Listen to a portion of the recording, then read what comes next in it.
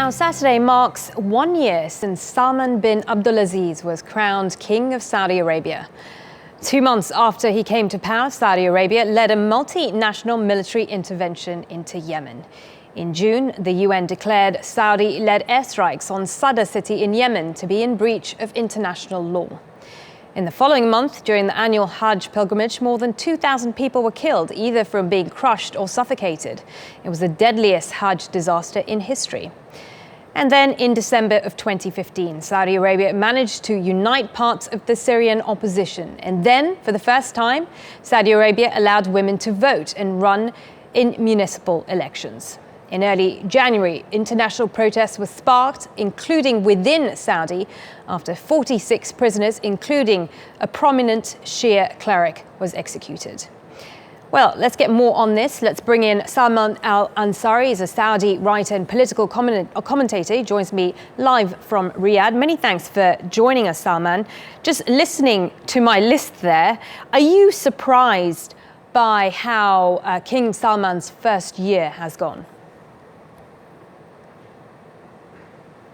Hello, Malin, and hi to all the viewers around the globe.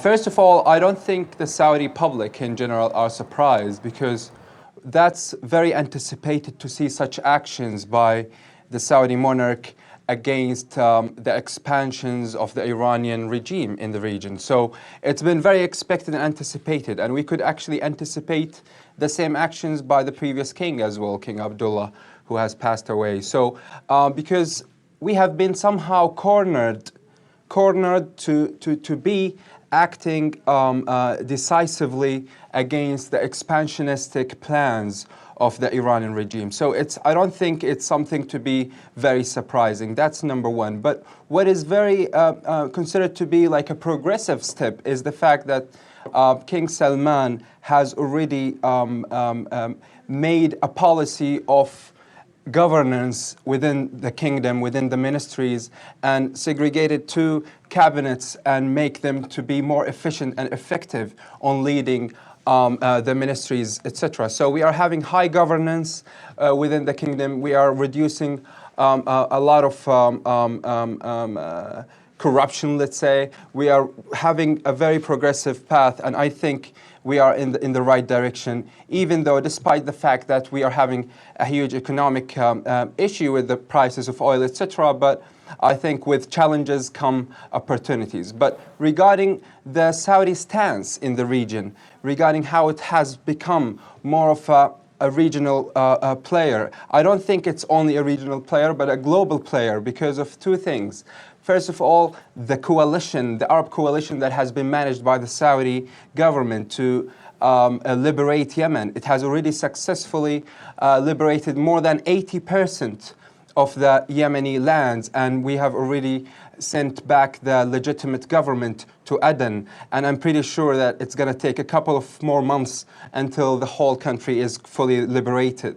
And we would like to thank all the governments that are actually at support of this coalition, including definitely the Turkish government. Salman, and the second step is the coalition. Salman, if I could move on, you mentioned the price of oil. Some would say that Saudi Arabia has deliberately kept the price of oil at the low levels that we've been seeing over the last 2 years, in order to increase its own market share and weaken its competitors. What would your reaction to that be? I think it's very false, to be honest. I've heard and I've read a lot of arguments about this specific theme, that Saudi has managed to reduce the price of oil deliberately, etc. But I don't think it has nothing to do with the truth.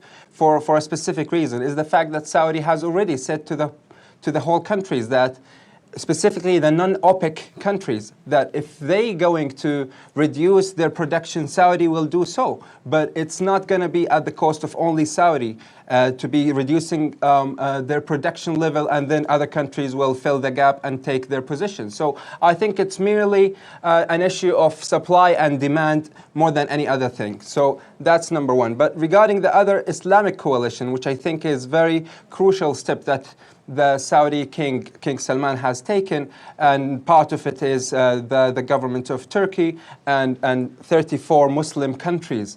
And I think Saudi Arabia at the moment, or I can say that it has been using a policy in the past that worked at that time, which I personally call it let's wait and see policy. Let's wait and see policy. But the current policy of Saudi Arabia is let's see and act. And I think this policy works perfectly, specifically at a time when we have a lot of challenges. Interesting to hear your view, Salman. Coming from an Iranian government. Really interesting to hear your view. Salman Al Ansari, many thanks for joining us. Salman is a Saudi writer and a political commentator speaking to us live from Riyadh there. Many thanks for joining us.